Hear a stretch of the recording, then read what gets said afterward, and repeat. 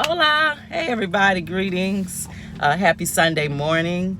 Welcome to Mindful Moments with Favors. I am Shanab, and I would love to do mindfulness with you. Some of you do it with me from time to time. Some of you are mindful practitioners. Some of you, this is your first time doing it. But I am great to be able to share this moment with you. I'm in my car. I'm at Ingles. I'm getting ready to go in the grocery store. I got to pick up some things. And so I did not record yesterday, but I'm always doing mindfulness. But I decided to do it this morning. Because people need it. I need it. I need someone to hold me accountable to make sure that I'm being consistent with my practice, and I'm here to hold you accountable to make sure that you're being consistent with your practice. And if you miss a day, if you miss a beat, if you respond in a stressful way, if you say some harmful or hurtful things, you burnt down the bridge, tore it down, blew it up, it's okay. Be kind to yourself, forgive yourself, and just do better the next time. Don't make it a habit to burn down bridges. Don't make it a habit to respond in a stressful way, just for your own sake, so that your body won't be in distress for long periods of times. When your body is stressed, it goes into the flight, fight, or freeze mode. And during that time is when your body releases a lot of stress hormones so that you can survive. Those are survival hormones.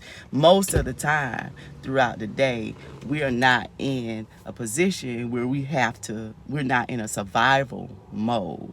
Okay, we don't have to have those stress hormones released in our bodies just to survive from moment to moment each day. It may feel like it may seem like that we're struggling and that we can't breathe, but that's why we have mindfulness, um, because you can make it through your day. You can make it without being stressed all of the time, and you can go throughout your day with having less occurrences of stress or being in a stressful state. For You can reduce the amount of time that you're in that stressful state. So that's what mindfulness is all about. It's all about being present, but being aware of what's going on around you. I'm not saying be a zombie, close your eyes, have tunnel vision. No, I'm saying being present. Be present. Be aware of what's going on around you, but don't overreact to it or don't overjudge it. Okay? Though that thing, if you can remember that, remember not to overjudge, not to overreact to what's going on in your environment. It will be very helpful to you. And then when you focus on your breath, you have that moment that your brain tells your body to settle down, and then you're able to think about how you want to respond to the stimulus in your environment. Now, it may take you a little longer to do that. That's okay. I've been criticized for a long time about being slow to respond. Okay, sometimes it's not beneficial to respond, but most of the time it's not like a situation where I have to respond immediately. It's not a life and death situation. So I take my time to think about how I want to respond, to think about when I respond, how is it going to affect that person? How is it going to affect our relationship? How are the words that come out of my mouth are going to affect me? So being mindful helps you in so many departments of your life. Yes, so many departments of your life. And so let's get with it. I'm in my car. If you're in your house, wherever you are, if you can be still, allow your backs to be straight, allow your feet to be flat on the floor, allow your bodies to be calm, and allow your eyes to close.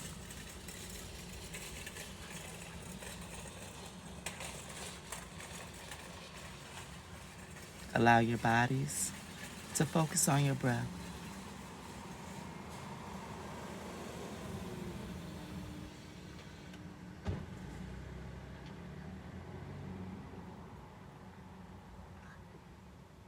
Bring your awareness to the top of your head, all the way down to the base of your neck.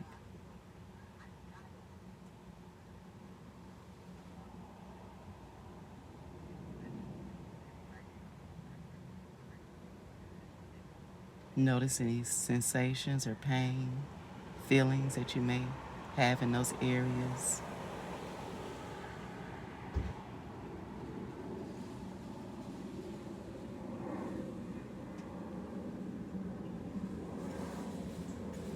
Now visualize those uncomfortable feelings moving far, far away.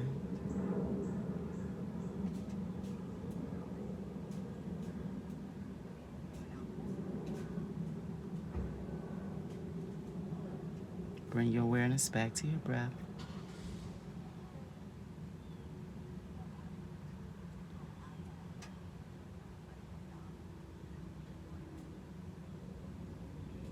Now bring your awareness to the base of your neck, all the way down to the base of your back. Notice your arms, your back, your stomach, your chest,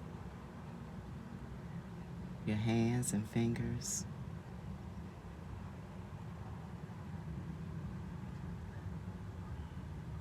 Notice the feelings in those areas. Notice any pain or sensations you may have.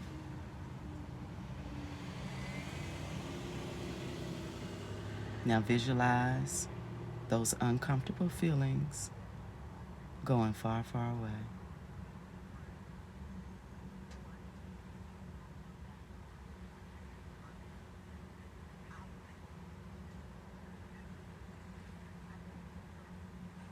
Now bring your awareness back to your breath.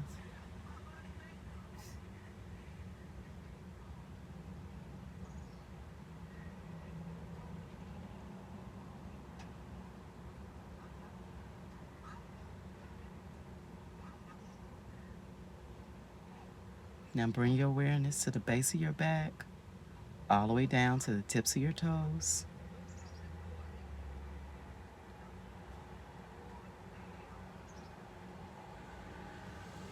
Notice your butt, your thighs, your knees, legs, and feet.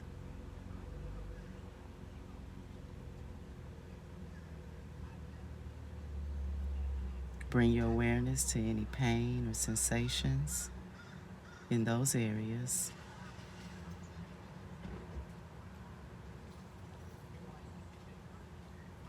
Now bring your awareness back to your breath.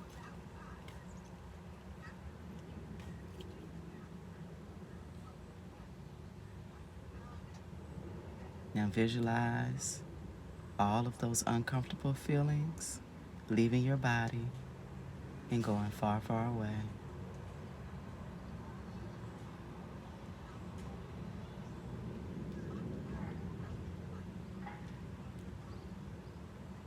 Now bring your awareness back to your breath.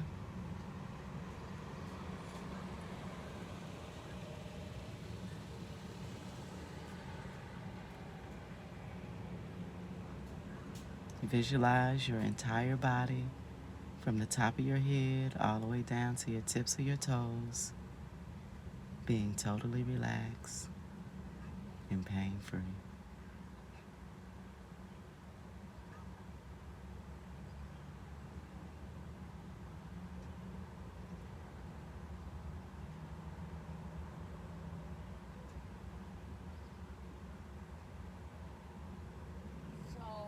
Bring your awareness back to your breath. Are we putting him in a home tomorrow? You may slowly open your eyes. I hope that was rewarding. I hope you're able to take this mindful moment throughout your day and you practice mindfulness from moment to moment. And just remember, before you plan your short travels, make sure you plan.